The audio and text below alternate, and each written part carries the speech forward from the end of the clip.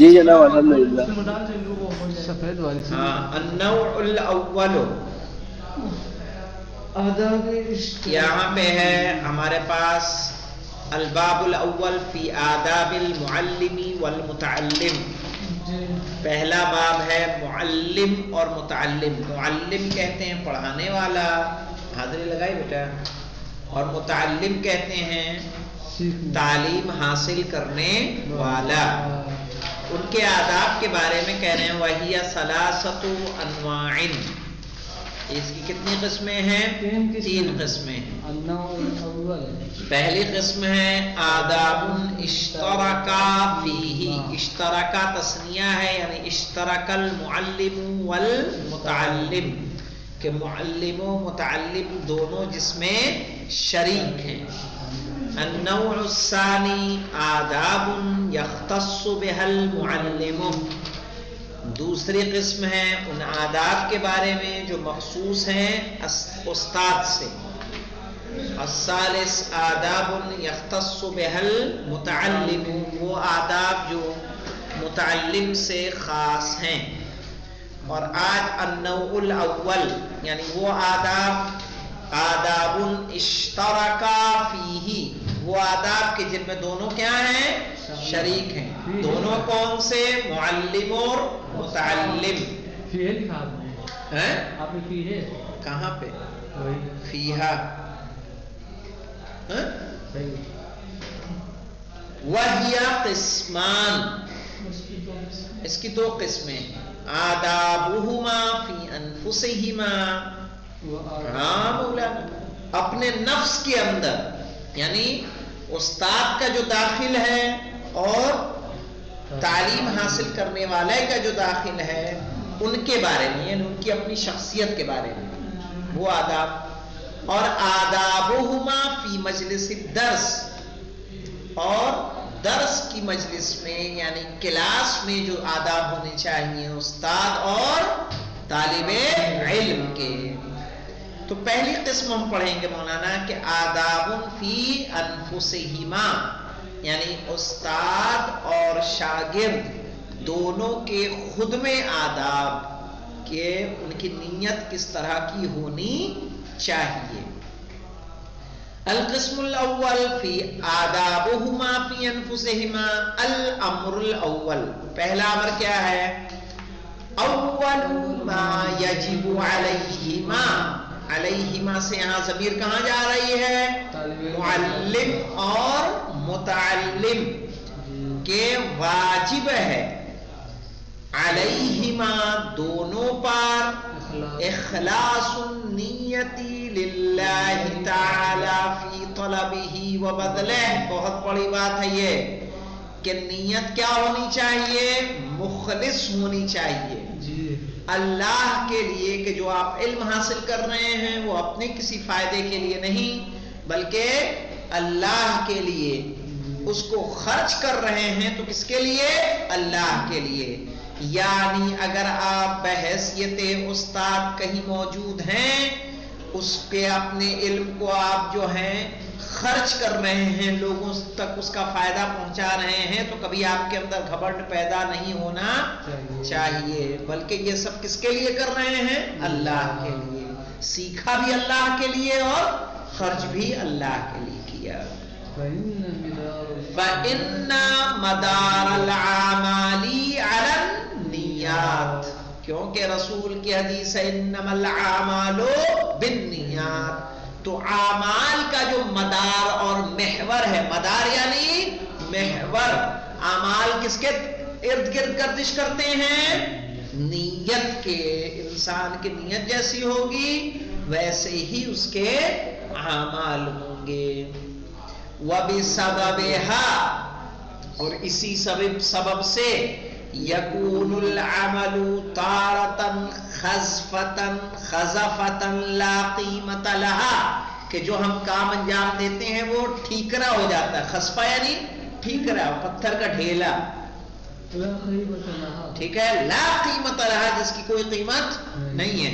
یہ مٹی کا ڈھیلا باہر سے اٹھا کے میں کہوں کہ علی حیدر اس ڈھیلے کو لے لو، 500 روپے تمہیں اس کے بدلے مجھے دے دینا، آپ دیں گے؟ کہ ایسا 10 لا کے جناب آپ کو دے دوں میں، آپ مجھے 5000 دے دیجئے، ٹھیک ہے؟ آپ کیا کریں گے؟ کہہ رہے ہیں بِسَبَبِهَا يَكُونُ الْعَمَلِ، نیت ہی کی وجہ سے عمل کیا ہو جاتا ہے؟ ٹھیکرے کے مانند، ایسا ٹھیکرا کہ جس کی کوئی قیمت وَتَارَةً جَوْهَرَةً، اور کبھی کیا ہو جاتا ہے؟ جوہر ہو جاتا ہے. لا يعلم قیمتها لعدم قدرها، کہ اس کی بلندی کی، اس کے قدر کی عظمت کے وجہ سے اس کی قیمت نہیں معلوم کی جا سکتی. لا يعلم، کبھی وہی عمل کیا ہو جاتا ہے؟ جوہر ہو جاتا ہے. لا يعلم قیمتها، ایسی جوہر کہ اس کی قیمت بھی پتہ نہیں ہوتی. کیوں نہیں پتہ ہوتی؟ لعدم قدرها، اس لیے کہ اس کی منزلت کیا ہو جاتی ہے؟ عظیم ہو جاتی ہے. وَتَارَةً وَبَالٌ عَلَى صَاحِبِهِ، اور یہی عمل ہمارے لیے کیا ہو جاتا ہے؟ بوالے جان بن جاتا ہے. جو سیکھ رہا ہے، جو انجام دے رہا ہے، اس کے لیے مصیبت کا سبب بنے گا. مکتوب فی دیوان السیئات، ہاں مولانا ایک کتاب ہے دیوان سیئات کہ جس میں ساری برائیاں لکھی ہوئی ہیں، کا اس میں لکھا ہوا ہے وَإِن كَانَ بِصُورَةِ الْوَاجِبَاتِ، کہ یہ اعمال چاہے واجب ہی کیوں نہ ہو، اگر نیت آپ کی صحیح نہیں ہے تو وہ بھی ہمارے لیے کیا بن جائیں گے؟ بوالے جان بن جائیں گے. اب آئیے فَيَجِبُ عَلَى كُلِّ مِّنْهُمَا، تو واجب ہے دونوں پر. کون دونوں پر؟ معلم اور متعلم پر. ان یقصد بعملہ، کہ اپنے عمل سے ارادہ کرے وجہ اللہ تعالی، اللہ کی طرف اس کی توجہ ہونی چاہیے. وامتثال امرہ، اور اللہ کے حکم کی بجا آوری قصد ہونا چاہیے کہ اللہ نے علم کو حاصل کرنے کا ہمیں حکم دیا ہے، ہم اس کے حکم کو انجام دے رہے ہیں. کیونکہ رسول کی حدیث ہے طلب العلم فریضۃ علی کل مسلم، ٹھیک ہے کہ علم کا حاصل کرنا واجب ہے. فریضہ کس کو بولتے ہیں؟ واجب کو. ٹھیک ہے، کیا کریں کہ ان یقصد بعملہ، دونوں کو چاہیے. کس کو؟ معلم اور متعلم کو. ان یقصد بعملہ، اپنے عمل سے یہ قصد کرے وجہ اللہ کو، توجہ کدھر ہو؟ اللہ کی. وامتثال امرہ، اور اللہ کے حکم کی بجا آوری کی. اس لیے کہ زکوٰۃ العلم نشرہ، علم کی زکوٰۃ کیا ہے؟ اس کا نشر کرنا. تو معلم جب پڑھائے تو اسے یہ ارادہ کرنا چاہیے کہ یہ علم جو اللہ نے ہمیں عطا کیا ہے اس کو تعلیم دے کے میں کیا کر رہا ہوں؟ اس کی زکوٰۃ نکال رہا ہوں. تو اللہ کے حکم کی بجا آوری ہو گئی کہ نہیں ہو گئی؟ متعلم جب تعلیم حاصل کر رہا ہو تو اس کی نیت ہونی چاہیے کہ رسول نے ہم پر علم کا طلب کرنا کیا کیا ہے؟ فرض کیا ہے. قرآن کی پہلی آیت آئی ہے اقرا، اس لیے ہم کیا کر رہے ہیں؟ پڑھ رہے ہیں. اس سے اللہ کے حکم کی بجا آوری ہوگی. وَإِصْلَاحُ نَفْسِهِ، اور کیا مقصد ہونا چاہیے؟ اپنے نفس کی اصلاح. اپنے معاشرے کے یہی مصیبت ہے کہ انسان بجائے اپنی اصلاح کرنے کے، ٹھیک ہے، دوسرے کی اصلاح کرنے لگ جاتا ہے. ایک واقعہ میں تمہیں بتاتا ہوں. ایک گھر کے سامنے ایک پریوار رہنے آیا. اس گھر کی جو عورت تھی بہت صاف صفائی والی تھی، بہت صاف صفائی والی تھی. تو ایک دن سامنے والے جو آئے تھے نئے نئے مکان والے، انہوں نے اپنا کپڑا دھل کے پھیلایا. کپڑا دھل کے پھیلایا تو اس نے اپنی کھڑکی سے دیکھا، کہنے لگے کیسے گندے لوگ ہیں، کتنی گندی عورت ہے، اس کو کپڑے بھی دھلنے نہیں آتے.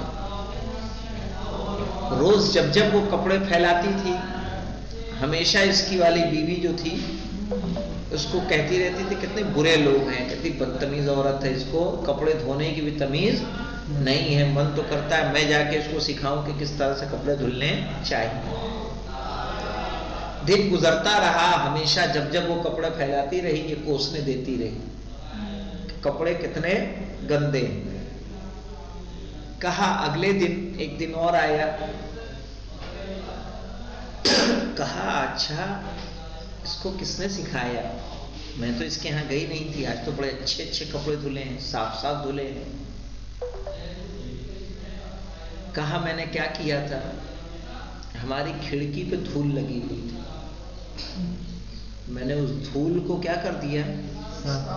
صبح صبح اٹھا اور صبح صبح اٹھ کے دھول کو صاف کر دیا. تو جو اب باہر جو چیز دکھ رہی تھی پہلے گندی دکھتی تھی، ابھی کیا دکھنے لگی؟ صاف دکھنے لگی. تو اگلے دن کہا جب میری بیوی اٹھی، کہا ان کو کس نے سکھایا؟ آج تو بڑا صاف صاف دھلا ہے. مقصد یہ ہے کہ کمی کہاں ہوتی ہے؟ اپنی ذات میں ہوتی ہے. ہم لوگ تلاشتے کہاں ہیں؟ دوسرے میں. آج معاشرے کی سب سے بڑی برائی یہی ہے کہ ہر آدمی اپنے کو صحیح سمجھتا ہے. بڑی مصیبت یہ ہے، اپنے کو کوئی غلط نہیں سمجھتا، اپنے اندر کوئی غلطی تلاش نہیں کرتا. سب دوسرے پہ انگلی، یہ نہیں دیکھتے کہ میرا چشمہ خراب ہے کہ میری کھڑکی گندی. صحیح. تو اصلاح کی دوسرے کپڑا دکھ جاتا ہے. ہم دوسرے پہ کیچڑ جلدی اچھالتے ہیں. اب دیکھیے مولانا، تو اصلاح نفس ہی، اپنے نفس کی کیا کرنا چاہیے؟ اصلاح کرنا چاہیے. علم کس لیے سیکھیں؟ تاکہ اس کے ذریعے ہم اپنی اصلاح کریں نہ کہ دوسروں کی. وَإِرْشَادُ عِبَادِهِ إِلَى مَعَالِمِ دِينِهِ، اور اللہ کے بندوں کو متوجہ کریں دین کے معالم و معلومات کی طرف، کہ اللہ کے معلومات جو ہم پر واجب کیے ہیں کیا فرض ہے کیا نہیں ہے. وَلَا يَقْصُدُوا بِذَلِكَ غَرَضَ الدُّنْيَا، اور علم کے حاصل کرنے سے دنیا کا ہدف نہیں ہونا چاہیے. من تحصیل مال او جاہ او شہرت، تاکہ آپ علم کو سیکھنے کے ذریعے آپ مال کو چاہیں، جاہ کو چاہیں، کہ آپ کو شہرت کو آپ چاہیں. آدمی چاہتا ہے، اکثر مقصد یہی ہوتا ہے، شہرت سب چاہتے ہیں، لیکن یہی ہے کہ اللہ کی راہ میں اپنے آپ کو فنا کر کے دیکھیں. ایسے شواہد موجود ہیں، خداوند عالم آپ کو خود بلندیوں تک پہنچا دے گا. اور ائمہ کی زندگی کو اگر دیکھیں گے تو ائمہ کی زندگی، اس میں بہت ساری ایسی مثالیں ہیں کہ انہیں پستی اور سختی میں قید میں رکھا گیا. حکومت بادشاہ ان کے ساتھ انہوں نے کیا نہیں کیا، لیکن اس کے باوجود کیا ہے، اماموں کی اپنی قدر و منزلت محبت لوگوں کے دلوں میں موجود تھی. تو اگر آپ کے اندر ایثار پایا جائے گا تو کوئی آپ کو مشہور ہونے سے نہیں روک سکتا ہے. اور خصوصاً دیکھیں زہد کب پیدا ہوتا ہے؟ زاہد انسان کس کو کہتے ہیں؟ اللہ کا ولی کون ہوتا ہے؟ مشہور انسان ہوتا ہے کہ مخفی رہتا ہے لوگوں میں. اللہ نے اپنے اولیاء کو کیا کر دیا ہے؟ لوگوں میں مخفی رکھا ہے. سورہ انا انزلنا کی تفسیر پڑھی ہے نا؟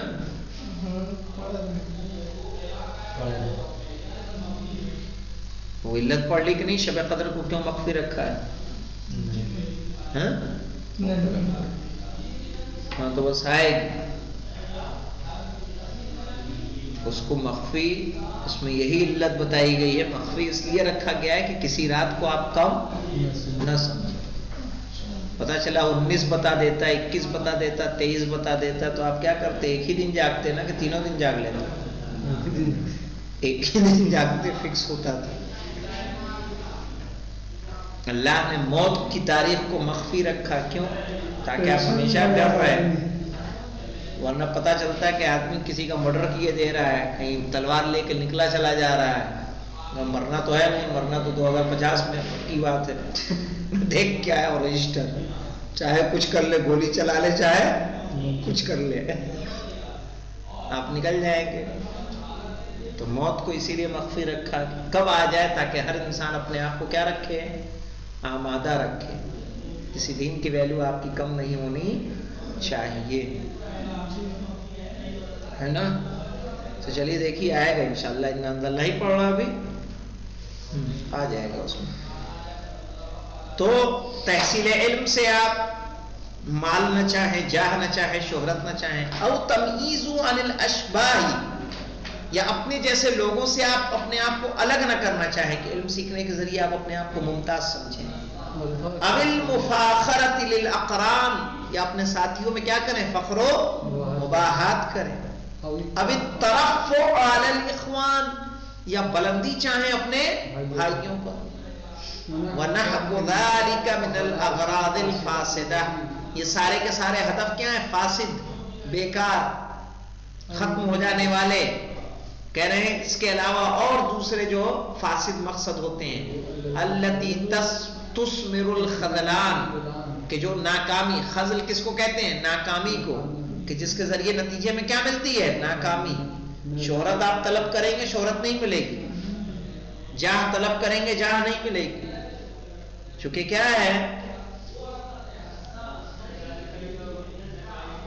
تذل من تشاء تعز من تشاء، عزت و ذلت کس کے ہاتھوں میں ہے، اللہ کے ہاتھ میں، آپ چاہ کے نہیں پا سکتے۔ اور گھمنڈ، غرور، تکبر چاہے جس طریقے کا ہو آپ کو ختم کر کے رکھ دے گا، آپ انسان معاشرے میں رہ نہیں سکتا ہے۔ اب گھمنڈ و تکبر کے ساتھ معاشرے میں رہیں گے، کوئی آپ کو پسند کرے گا، کوئی آپ کے پاس آئے گا؟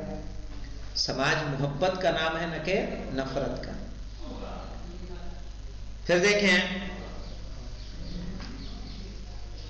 التی تثمر الخذلان، خذل کہتے ہیں کس کو، ناکامی، من اللہ تعالی، یہ ناکامی کہاں سے ملے گی، اللہ سے، وتوجب المقت، مقت کہیں گے ناراضگی کو، اور اللہ کی ناراضگی کا کیا ہوتا ہے، سبب بنتا ہے، وتفوت الدار الآخرۃ والثواب الدائم، اور آخرت کا، آخرت میں باقی رہنے کا اور دائم ثواب کا کیا ہو جاتا ہے، خاتمہ ہو جاتا ہے۔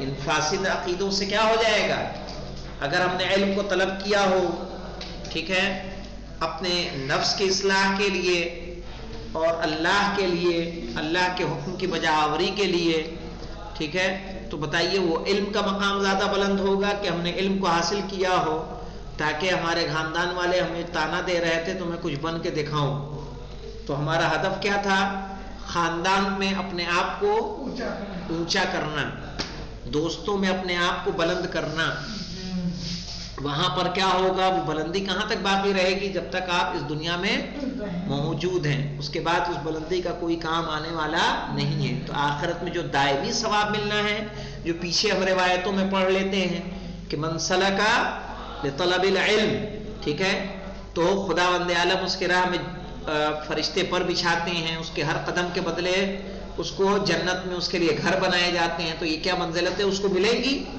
نہیں ملیں گی۔ اب پتہ چلا 2500 کلومیٹر چل کے آئے ہیں اور مقصد خالی یہ ہے کہ ابا کو چڑھا سکیں کہ دیکھو ابا مجھے بولتے تھے نالائق کہیں کہ بدتمیز، دنیا میں کچھ نہیں کر پائے گا، زندگی بھر ایسے ہی آوارہ پھرتا رہے گا، کہ ابا کو دکھائیں گے نہیں ہم بھی کچھ کر سکتے ہیں۔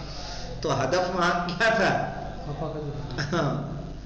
تو مقصد کیا ہونا چاہیے، اب سے ہمیں اپنی اصلاح کرنی چاہیے کہ ہم علم کو حاصل کریں کس لیے، اللہ کے لیے، اپنے نفس کی اصلاح کے لیے۔ دنیا میں کوئی کامل نہیں ہے بیٹا، ٹھیک ہے، سب ناقص ہیں، سب کے اندر کچھ کمیاں ہیں، سب کے اندر کمیاں ہیں۔ اپنے آپ کو ہی نہ سمجھے کہ ہم ہی سب سے، ہاں کوئی رابعہ میں پہنچ گیا سمجھے ہاں علامہ ہو گئے، نہیں، ایسا نہیں ہو سکتا ہے، چونکہ کتابوں کا پڑھ لینا علم نہیں ہے۔ علم وہی ہے کہ جو اس پہ آپ عمل کر رہے ہیں، سیکھنے کا فائدہ کیا ہے جب ہم اس پہ عمل نہ کر سکیں۔ وہ آیت ہے نا، وہ آیت تو حدیث تو پڑھی ہے نا کہ ایک شخص آیا تھا رسول اسلام کے اس میں کہ مجھے اسلام، دین اسلام کی تعلیم دی، فمن یعمل مثقال ذرۃ، سب سیکھ گیا، انہوں نے کہا سیکھ گیا۔ آپ کا یقین کتنے پہ پیدا ہوا، آپ بارہا جان لیں، کتابوں کا بوجھ لاد لیں اور کام کچھ نہیں، ایک پیسے کا نہیں، پتہ چلا آپ نماز نہیں اپنی پڑھ پا رہے ہیں صحیح سے، پابند نہیں ہیں چیزوں کے. فائدہ کیا ہے جب ہم اپنی اصلاح نہ کر سکیں تو دوسرے کی اصلاح کا ٹھیکہ, پورے معاشرے کی, سماج کا ٹھیکہ کہاں سے لے لیں گے؟ اب یہی پریشانی ہے کہ سب دیکھو, سب جو ہے ایک ایک کمیٹی بنا کے ہر کوئی جو ہے تیار ہے کس کو, معاشرہ سدھارنے کے لیے تیار ہے. خود کٹے گا, خود پتہ نہ نماز صبح کے لیے اٹھتا ہوگا نہ اٹھتا. چلو بہرحال خدا ہم سب کو جو ہے صحیح طریقے سے اور صحیح راستے پر عمل پیرا ہونے کی توفیق عنایت فرمائے. الحمدللہ رب العالمین.